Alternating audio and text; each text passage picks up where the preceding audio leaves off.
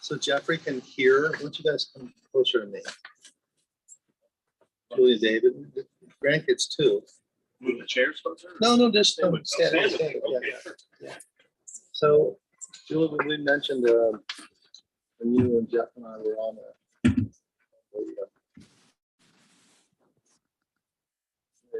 tradition of Kriya. I don't know if you remember this from Dad's or not, but for you and Jeff, you'd wear it right over your heart. And there's a passage that we're going to be reading in just a few minutes. And it says there's a time for tearing and a time for sowing.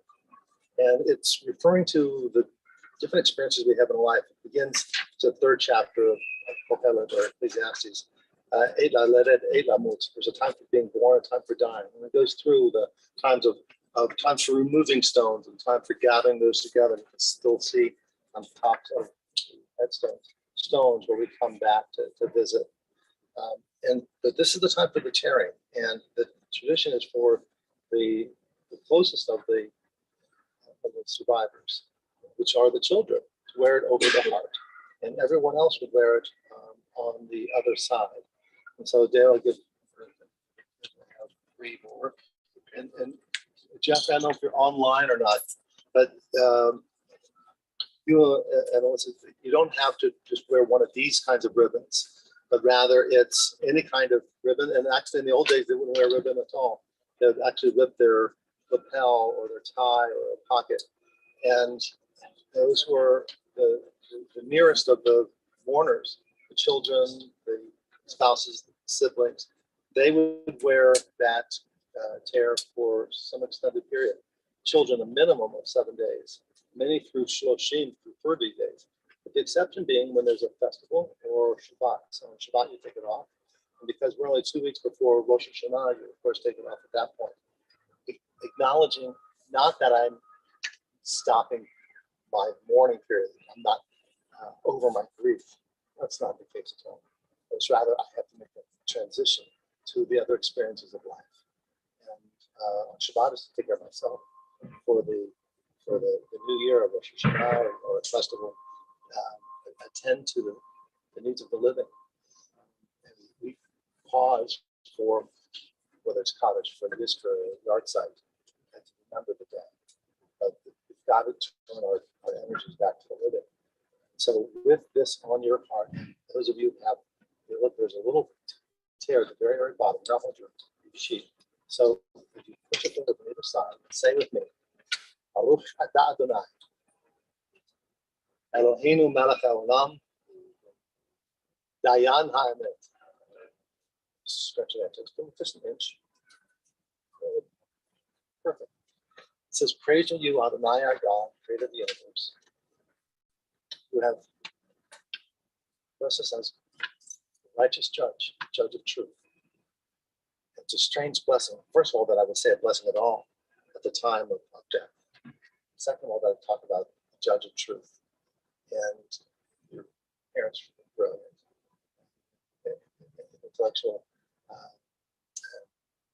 gift in your family. And so I think they would really get this understanding of what is true, what's absolutely true. And we start with, our ancestors said, the parameters of our existence.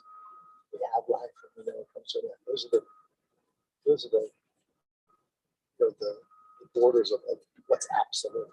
You can have some kind of possession of belief. You can memorize facts and theories. But what's true is our existence right here, and it comes to an end. And they quoted Job. He said, Adonai natan, Adonai lekach. God is given, God takes away. We have this gift of life. It's limited, it's immortal. Then they know one other truth. That's the truth of who we are. Good, bad, and everything in between. That's our truth. Job says, thank God for this opportunity to live, even in horrible experiences. It's the truth. That's why we're here with the chair to say, yes, tear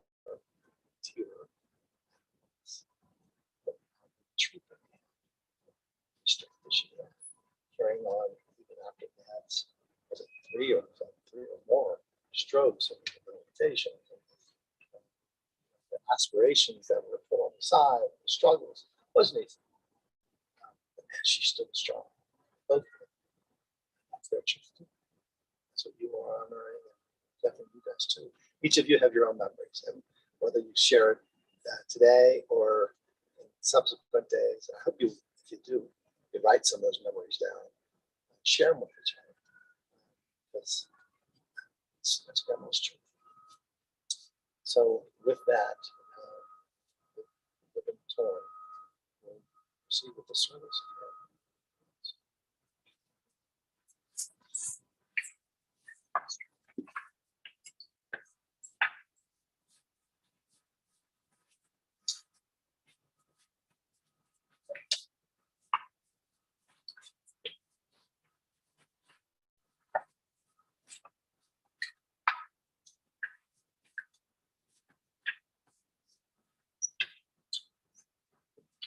There was a time for these two Brooklynites who had to choose between coming to Denver, I think where Joe and David were, or I think Daniel was in Georgia, and Jeff, where's Jeff? Near Tallahassee. In Tallahassee. So they had to choose between all of these different places. They chose Denver because of the pleasant weather and all the rest. But knowing that no parent would play favorites, although at any one point siblings would think, oh yeah, yes they do. But we try not to. But there's something magical about Denver as well, and that's the mountains. And the psalmist mentioned that you can find strength not from the mountains, but in lifting your eyes up. There are times in which we just get down and you can just see our whole countenance and our look is down, and the mountains force us to look up with a sense of pride and renewal and hope. So we don't find strength from the mountains, but in looking up to the mountains. And Psalm 121, it says, Esainai el hecharim me'ayin yavo ezri. Esainai el hecharim me'ayin yavo ezri. Ezri me'im Adonai oseh shamayim ba'aretz. Ezri me'im Adonai oseh shamayim ba'aretz. I lift up my eyes to the mountains. What is the source of my help? My help comes from Adonai, maker of heaven and earth. God will not let your foot give way. Your protector will not slumber. See, the protector of Israel neither slumbers nor sleeps. God is your guardian. God is your protection at your right hand. The sun will not strike you by day, nor the moon by night. God will guard you from all harm. God will guard your soul, your going and coming, now and forever. It's a traditional prayer to recite at the beginning of the burial, to struggle with those words that God will guard me. I'm talking about our mortality. What guarding? But it's God will guard our soul, our neshama. That soul that you can see is reflected in those 5 letters at the very bottom of the gravesite of the headstone. The Tav, the Nun, the Tzadi, the Beit, and the Hey, the Neshama Tzorobetz HaChagim, they stand for. May it be that his and her neshama, her soul, is bound up in the bond of everlasting life, which is what the psalm said. But the tradition is also HaChayim. It says that their soul is bound up with HaChayim, i.e. the living, with you, as long as we remember, which is that first passage which we're going to read as we honor Sherry's memory. Look on that first page and we read responsively. In the rising of the sun and in its going down, we will remember her. You say.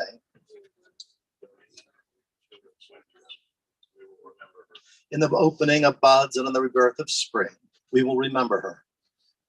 In the mist of the sky, in the warmth of summer, we will remember her. In the rustling of leaves and in the beauty of autumn, we will remember her. beginning of the year, and it ends, we will remember. When we are weary and in need of strength, we will remember her. We are lost and sick at heart, we will remember. When we have joys we yearn to share, we will remember her. So long as we live, she too shall live, because charities are part of us for as long as we live. The 23rd Psalm is on that very next page.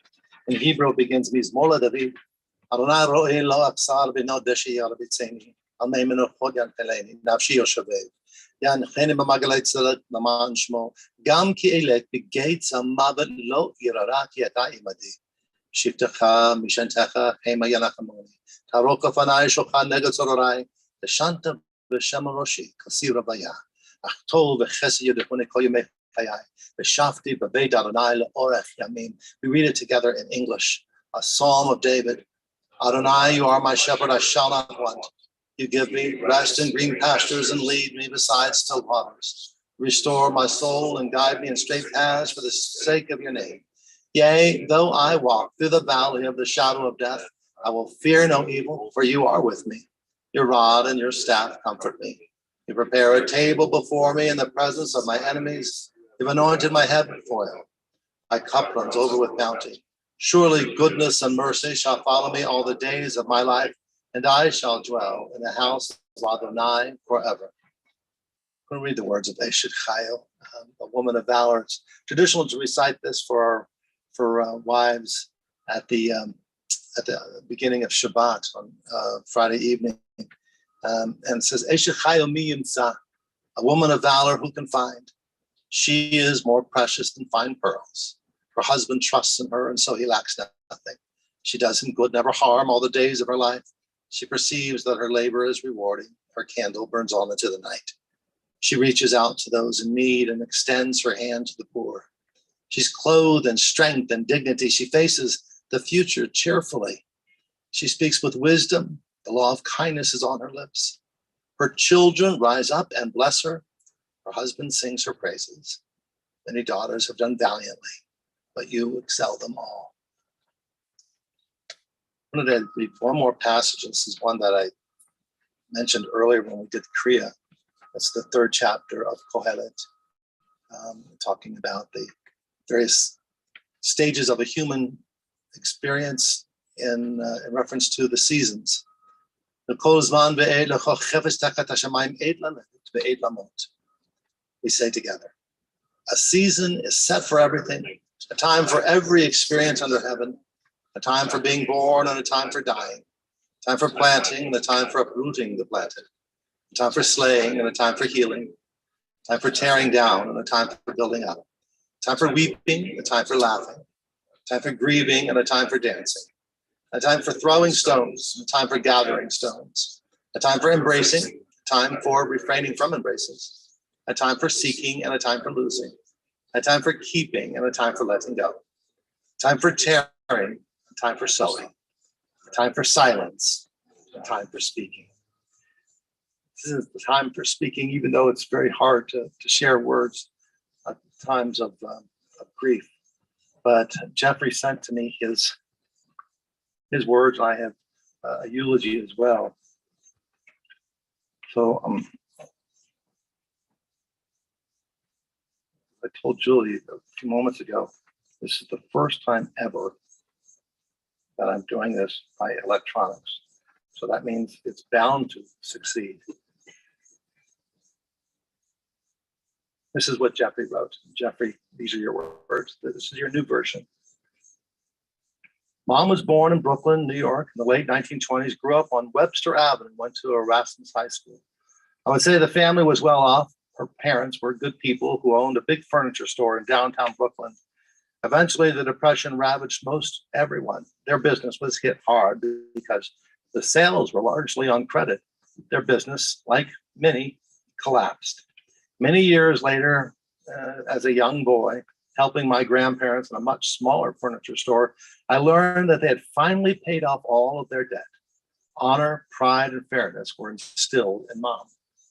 Their home was a 1-bedroom apartment on a tree-lined street in a nice section of Brooklyn. There were some private homes. Mom's lifelong friend Audrey lived in one of those houses. I loved the charm of that apartment building and the neighborhood. Mom's parents lived there until the late 1960s. It was a joy staying overnight and working in their store. Mom's father was also an electrician, so he eventually volunteered to be a CB during the war. Mom told me many times, times were difficult, but they made do with what they had. That experience had to have shaped her to become a proud member of what is known as the greatest generation. She had an artistic flair and wanted to be a fashion designer and did work in a fancy department store. But life happened. She met Dad, they got married, and then us three kids happened. It wasn't until maybe 8 years ago when I started to restore old photographs and saw photos of Mom. I told her in all seriousness, she looked like a movie star. As time went on, Julie and David went through Mom and Dad's treasures before the Highlands Ranch home was sold. They provided thousands of slides and photographs that revealed all but forgotten glimpses of Mom and our family life. It was then that the exceptional qualities of Mom and Dad and the family they provided became clear. Later in Mom's midlife, she decided to go to college and enrolled in a program that was set up especially for adults. To say her program and courses were rigorous would be a huge understatement. The depth of her studies and abilities became particularly apparent when I transcribed Dad's community newspaper columns for a bound volume. Dad wrote, Mom was his sounding board and also his de facto editor. Their work was awesome. Dad's name was on the column, but I knew Mom deserved credit too. Mom and Dad were voracious readers. All three children loved reading. In a brave moment, I told Mom about The Martian. Yes, she loved it, and as did I. Then I told her about another 2-book pair about an alternative history for planet Earth. She liked it, and we talked about it on our phone calls. Mom was a traveler, not just the world with Dad, but she did the planets and space too. She told me stories of her travels and exploits. When I told her I understood that I had a friend who confided in me on his deathbed that did travels like that for secret government projects, she was relieved. She wasn't the only one or out of her mind. Mom was a real friend to so many. Mom was pretty cool. I know we'll meet again. See you later, Mom. That's from Jeffrey. Thank you for sharing those beautiful words. And Julie, I'm going to look for.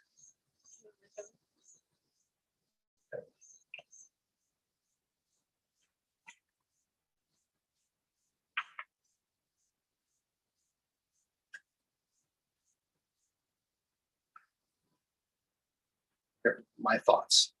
Okay. This is from Julie. When I think of my mom, I feel my memories fall into 3 distinct categories. My childhood, where she balanced being a mother, a wife, a volunteer, and a student. Her determination to go to college was an inspiration to me as it took place over a span of 10 years. The next category is when I became an adult and my parents moved out to Colorado. This time brought more free time for my mom, where she pursued her love of reading and multiple book groups and painting classes. I treasure the paintings that I have from this time as they bring happy memories. I feel fortunate that my children were able to grow up with my parents here, and then for all of us to help them as they aged.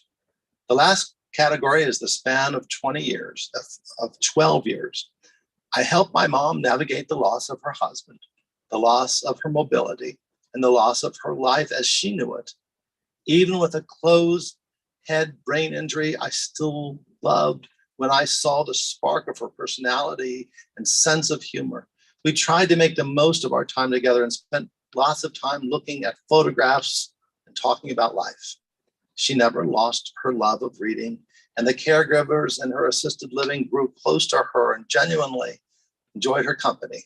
Until the very end, she appreciated everything that we did for her. I began grieving the loss of my mother a number of years ago, as her head injury caused a ripple of problems over the years. Her essence was still there, though, and it is the twinkle in her eyes that I hold close to my heart. Julie, thank you for that.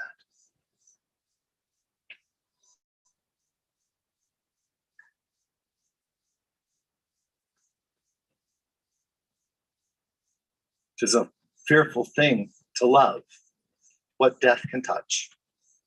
A fearful thing to love, hope, dream, to be, and oh, to lose. A thing for fools this, and a holy thing to love. For your life has lived in me. Your laugh once lifted me. Your word was gift to me. To remember this brings a painful joy. 'Tis a human thing, love, a holy thing to love, what death has touched. Cherry was the only child of Paul and Phoebe Sugarman, born on October 25, 1928, almost 94 years ago in Brooklyn. She was raised during the height of the Great Depression in New York. That was a vibrant Jewish cultural center. It's a Yiddish culture. And as a Brooklynite, she also had what so many of them had, was the love of the Brooklyn Dodgers. Not so much the Los Angeles Dodgers, the Brooklyn Dodgers. She found the love of her life when she met Bernard or Bern Berson. They met at the East Midwood Jewish Center at a Young Zionist meeting. It's important to note that for all of their lives, Bern and Cherry were dedicated Zionists and loved Israel. Well, it was raining hard, and Bern gallantly gave the beautiful Cherry a ride home. He was immediately smitten. The next day, he showed up for a visit with an armful of flowers and his little puppy in tow. Even Cherry's mother was impressed. It was 1946. Bern had just been released from the Army and was attending Pace University. On their first date, they went to a Dodger game, of course. They courted through his college days and were married in 1949. Cherry and Bern were blessed with Jeff in 1951 and Danny in 55, and Julie graced the family in 1963. While Bern worked at his father's accounting firm, he continued his studies and eventually earned his CPA. Cherry devoted her considerable energy, intelligence, and creativity to taking care of the kids and making a wonderful home for the family. It was her strength and tenacity that held the family together, and it was greatly tested when Bern suffered a stroke in 1972. His doctors mismanaged the procedure, and he suffered a second stroke. Yes, his pure willpower and devotion to his rehab enabled him to never miss a beat with his clients, but it was with Cherry's help that the family survived. Indeed, Cherry, who put off her college education to raise a family, eventually went back to school, and after many years earned her degree.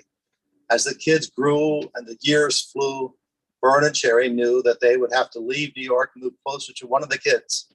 Jeff in Florida, Tallahassee, and Danny in Georgia, and Julie in Colorado, they had to make a tough choice. Once they factored in the weather and the mountains, they made Colorado their new home, 1993. Still, Bern did not retire. He kept serving his clients well past the age others would volley about the golf course. Eventually, a third stroke in 2005 slowed him down to the point where he and Cherry finally took some time for themselves. As we look back on their 62 years of marriage, there are the inevitable heartbreaks. Daniel's passing was the biggest blow, as his illness caused estrangement from family. We acknowledge the continued loving connection with his former wife, Diane. No, Bern never wrote that great novel, but he did write a beloved newspaper column for the Highlander. And Cherry and Bern attended writers' workshops together and spent hours at the tattered cover meeting authors and others. They were intellectually gifted and marveled at the world around them. For many years, Cherry was a regular at services at Temple Sinai. She and Bern joined as soon as they arrived in 1993. Cherry was also a regular at the Torah classes with Rabbi Susan Rines, who was my wife.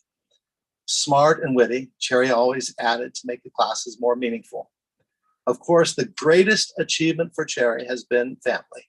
Jeffrey and his beloved Alyssa, Julie and her beloved David, and the blessings of grandchildren, which is the greatest blessing of all, Rebecca and Blake, Daniel, Scott, Zachary, Hayden, and Wyatt. Is that accurate? Yes. We've already heard Jeff's tribute to Cherry and Julie's beautiful words. It's essential to mention that it's been Julie's loving attention that nursed and nurtured Cherry through the past 9 difficult years. Cherry had the hardest time after Bern and Daniel's passing. Her head injury made things much worse. Still, with Julie's support, Cherry explored the astral plane. I had to mention that for Jeff.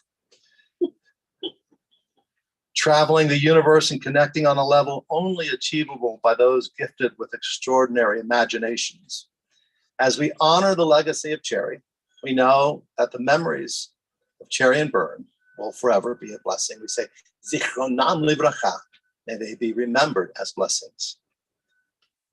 When I die, give what's left of me away to children and old men that wait to die. And if you need to cry, cry for your brother walking the street beside you. And when you need me, put your arms around anyone and give them what you need to give me. I want to leave you something better than words or sounds. Look for me in the people I've known or loved. And if you cannot give me away, at least let me live in your eyes and not just in your mind. You can love me best by letting hands touch hands, by letting go of children that need to be free. For love doesn't die.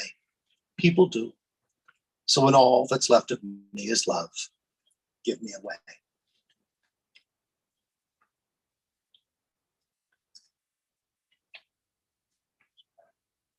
The Feldmans has provided for us this earth from Israel. And though they met at a Zionist meeting and longtime supporters of Israel, I don't believe they actually went. And so this is something that we can do since they weren't able to go visit Israel or be in Jerusalem. This is earth from Jerusalem. This is from Mount Olives, considered the most significant place to be buried. And so we bring some of its earth here to be buried with them. So I'm going to give you just a little bit, anyone who wishes, so that some of the earth that you have will be that which helps protect her physical remains.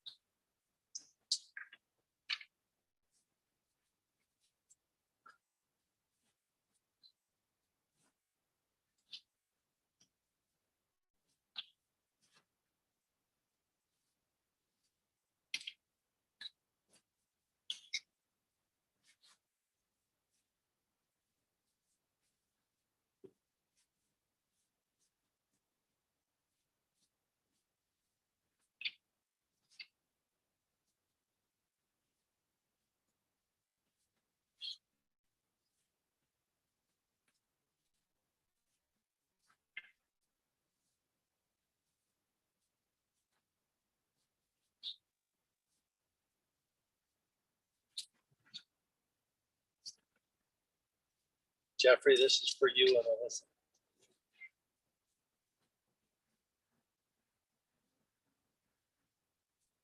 So remain standing.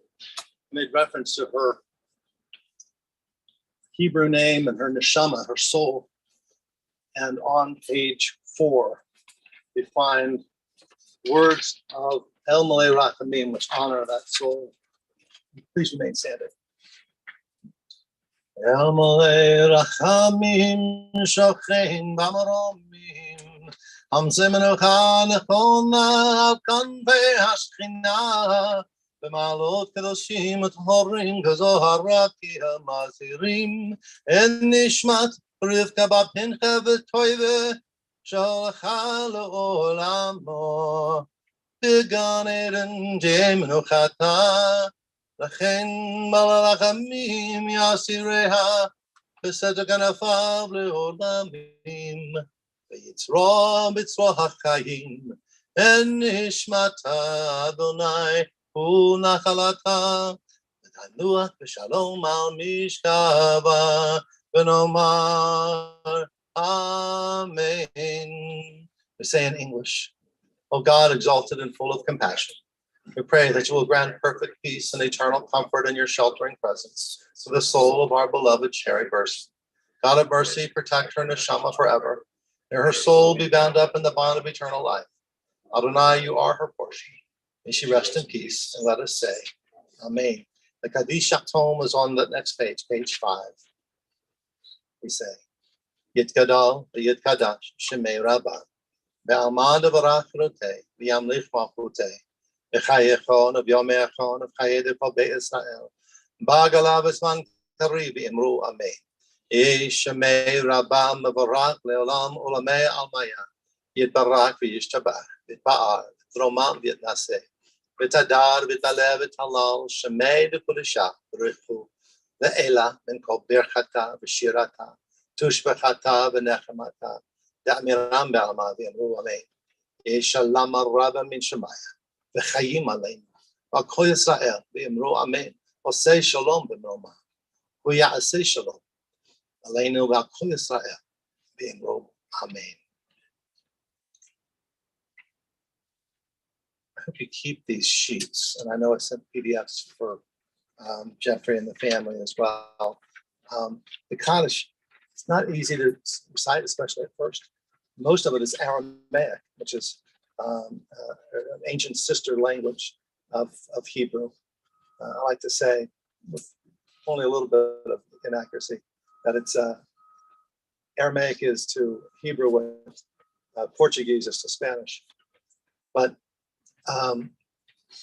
you have it here in transliteration too. And it's one of those things, Julie, as you and the family loved her, took care of her. There's that emptiness. Up to this point, you can go to the visit, you can make the calls, you can be with her. And now there's that void. What do you do with that time that you would have been with her? You'll catch yourself wanting to go and visit, but it's not possible now, right? So what do we have instead? Well, for thousands of years, literally, I'm just reciting these words. They're not words of mourning. They're not words of lament. They're words of hope. Yit gadal v'yit kadash. Thank you, God, for the gift of life, for the holiness of life. And, that's the courage of any parent, as you know. What do we want for our kids after we're gone? Not to succumb, not to fall apart, not to give in or quit. And we want them to rise up with strength and carry on with goodness, because that's why we love them and nurture them and put up with them and all the rest, and they with us. And so on page 6, we conclude with these words. We say together, for the ties of love that death cannot sever, for the companionship we shared along life's path, for those gifts of heart and mind which have now become a precious heritage. For all this and more, we are grateful. Now help us, O compassionate God, not to dwell on sorrow and pain. Help us instead to find within our hearts the courage to return to the tasks of life and its joys. Amen. For Cherry, for Bern, say, as this beloved family mourns them.